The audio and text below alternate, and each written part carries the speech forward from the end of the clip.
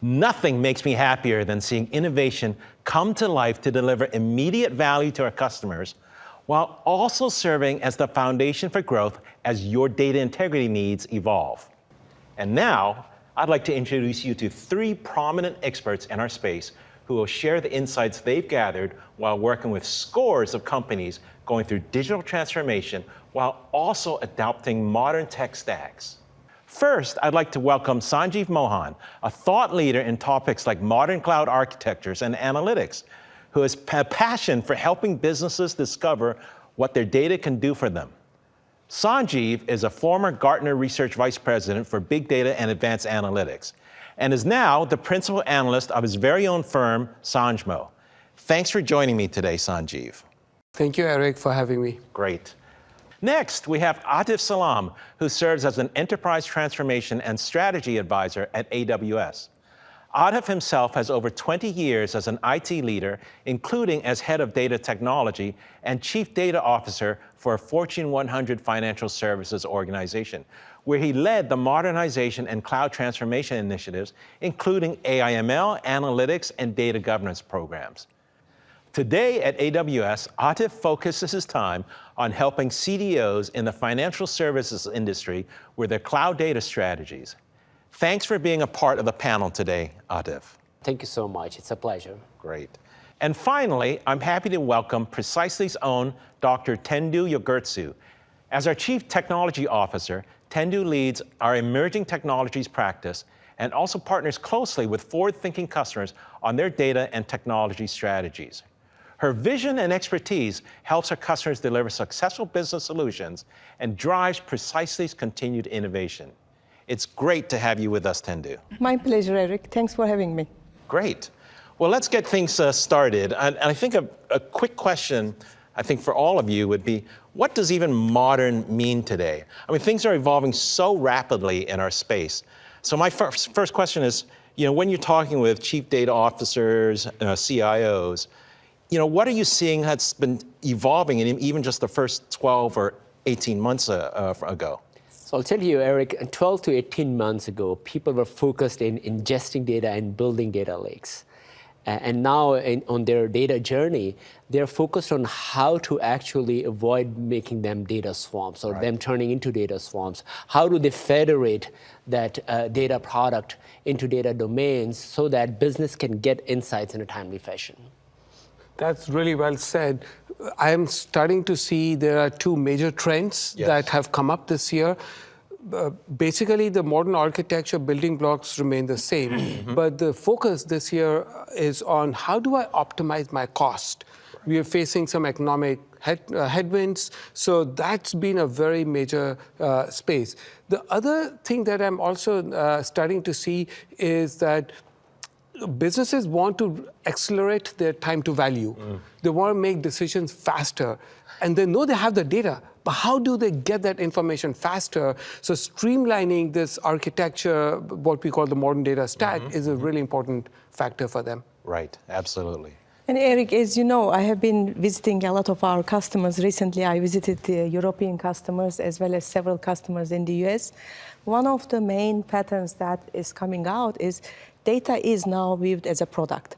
So when we talk about data products as a tangible outcome, it also involves the discussions about data sharing, data marketplaces, and it's not just metadata, data with metadata. Right.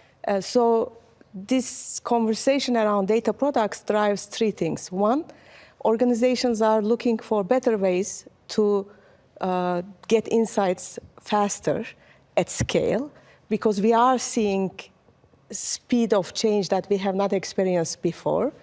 They are looking for ways to get trusted insights, trusted data products.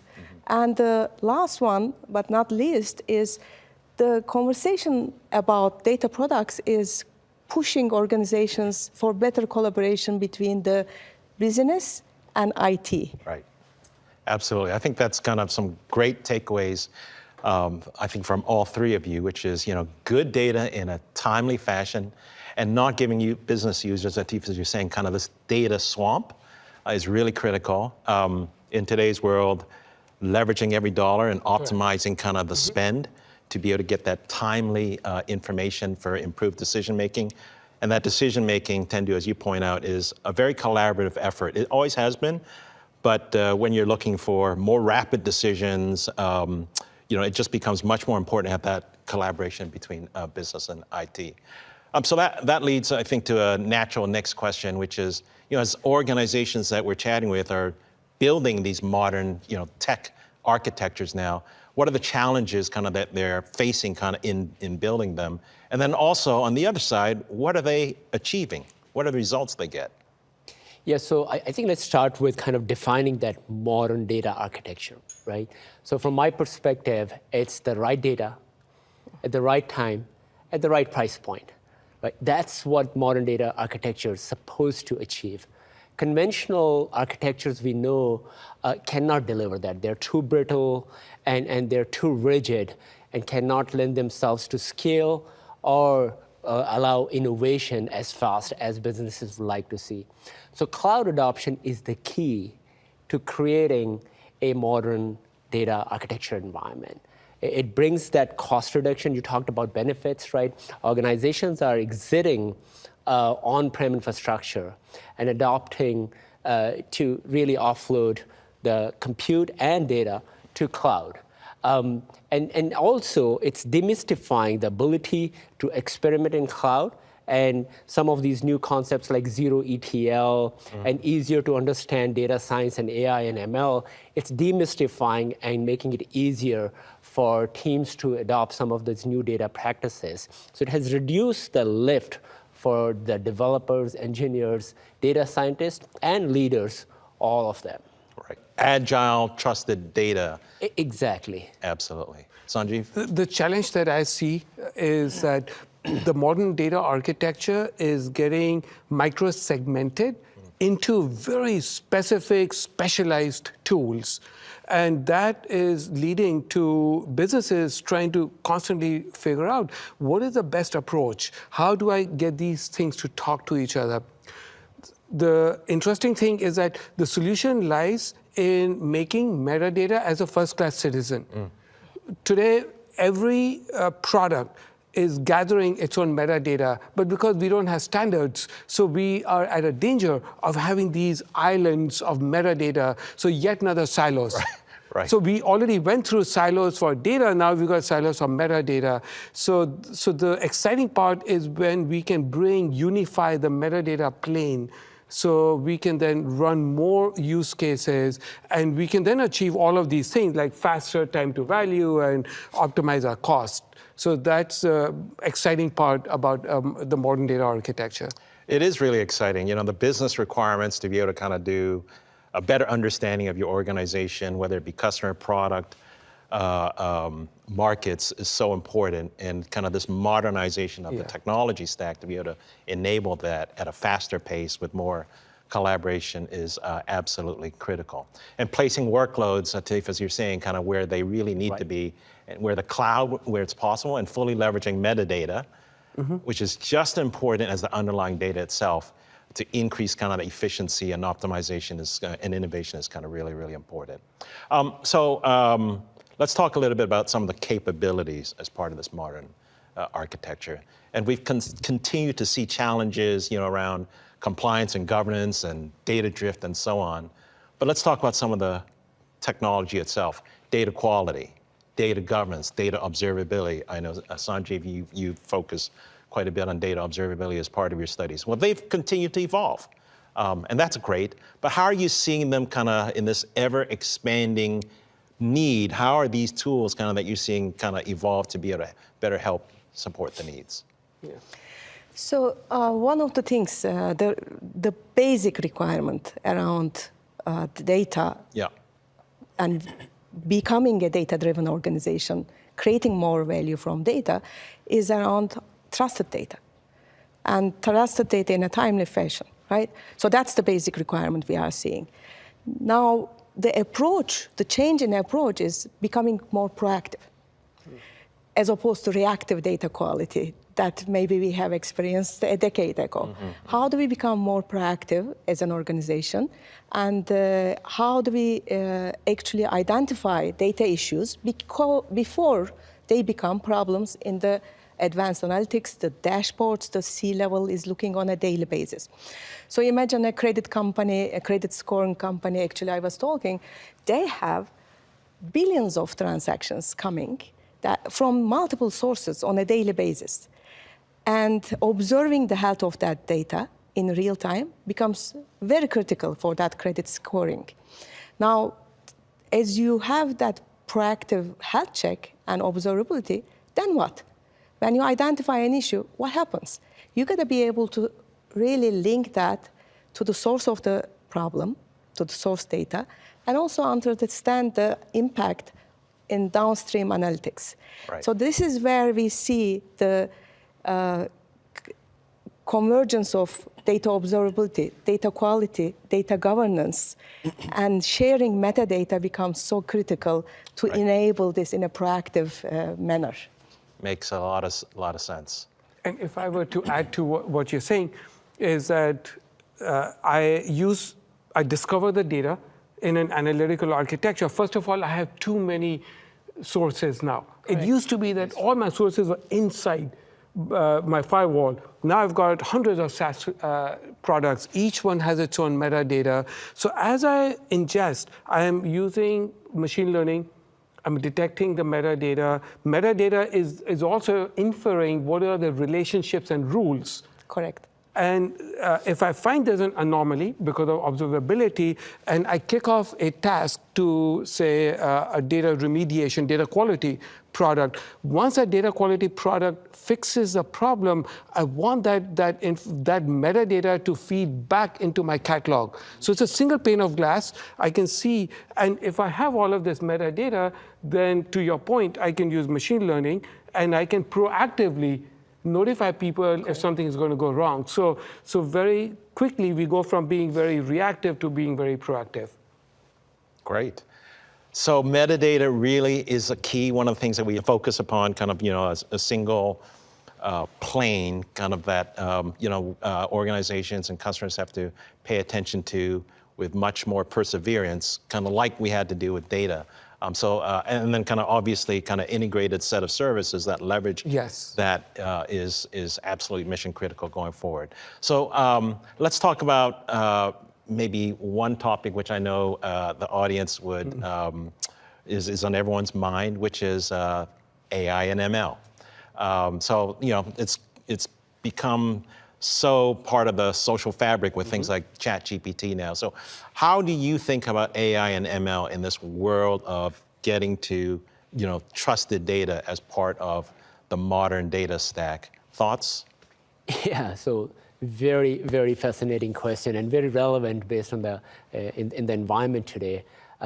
We're seeing kind of technology really pushing the envelope on AI and ML, machine learning, generative AI, and large models, right? Large learning models, and you've got deep neural networks now, and all of these technology acceleration is driving business outcomes that we had not seen before, right, for customers, right? So, and that we're seeing across the business spectrum, a lot of use cases, right? And financial services, you've got financial forecasting. In health and life sciences, we are seeing ailment prediction and disease probability. And we're seeing claim geography in insurance, all kind of use cases. But this AI and ML, where it's creating all this great news and excitement, there's a lot of governance and compliance requirement as well that need to be brought to bear for us to be able to benefit from the best that AI and ML has to offer.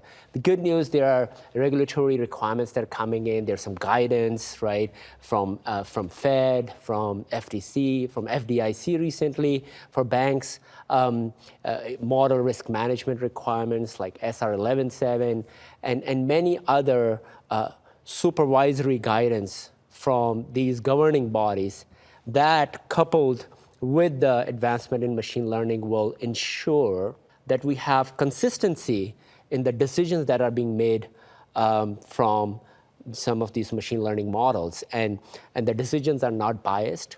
They are not driven by stereotypes, and data drift is maintained with constant retraining of models, right? Right. So I see kind of that machine learning evolving to solve a lot of business problems that we had never thought machine learning as a candidate for or a vehicle for, but also with a lot of governance so that the companies and enterprises are not discouraged from using machine learning. In fact, they should be encouraged to bring in machine learning along with this compliance and regulatory guidance that they should bake in. Absolutely. Now, Tendu, you have a team focused upon AI and ML. What are some of the things that you're observing and also kind of in your conversations with customers? Sure. In Precisely Labs, we are focused on how do we create more intelligence from data and more value out of data. And there are a number of ways that AI, ML can and should be really helping to increase the integrity of data. First one is all about automation. Right? When we are processing so many data sources, the volume and the velocity of the data that's coming, as well as the metadata, is creating the need for automation. So that's one area, definitely AI ML benefits that. The second area is that understanding the critical data elements. We have customers where the attributes of data is 40 million. Right. And 40 million attributes are feeding into 40 dashboards. So identifying, mining the metadata, treating metadata like the new big data problem, and mining metadata to understand what are the critical data elements that I should be paying attention becomes really important, and where AI ML again comes into picture. And then the third one is when we talk about intelligence, context matters. Making recommendations in that end-to-end data pipeline is becoming more and more critical with the sheer size of the data and metadata that we are working, making recommendations for how to remediate data issues, making recommendations on how to actually add additional context. We have insurance customers.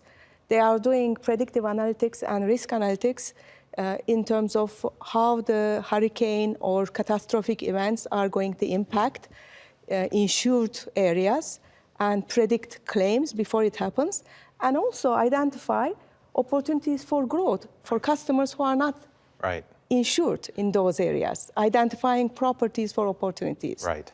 You know, it's, I keep on thinking every year I think it's such an exciting time to be in kind of our space. And it's even more so. And this conversation, I think, just highlights kind of the amazing amount of innovation. Sure. You know, a lot of business challenges still to be solved, but all the great work kind of that's happening in order to evolve capabilities. So what would be kind of a final word of advice that maybe I could ask each of you to share for the audience that they should be considering?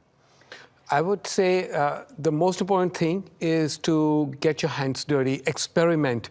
Because what happens is that these technologies are all available. For example, ChatGPT, everyone is using, you asked the question about ChatGPT, but ChatGPT is going to open internet database.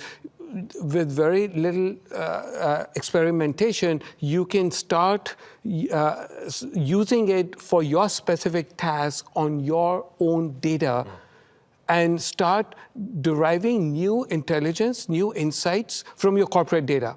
So there is no other option but to get your hands dirty and start experimenting. Right, great. For me, I'll say three things. Back to basics, right?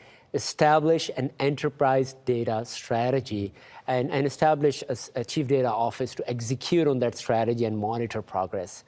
Number two, identify the right owners for your data. And they should be in business. IT should not own data. And number three, get top-down support for that data strategy and multi-year investment so that the enterprise can become a data-driven enterprise at the end of a few years' investment. Got it. And from my perspective, always start with the business case and desired outcomes. Make data integrity a priority, not an afterthought. Data integrity, data quality, governance, these practices have to be taught part of the data strategy. And the last one is automate as much as possible. That was a fantastic conversation. So thank you so much, Atif, Tendu, and Sanjeev for joining us today. It's such a pleasure. Thank you. Great pleasure. Thank you. And thank you to all of today's keynote speakers for a tremendous start to Trust 23.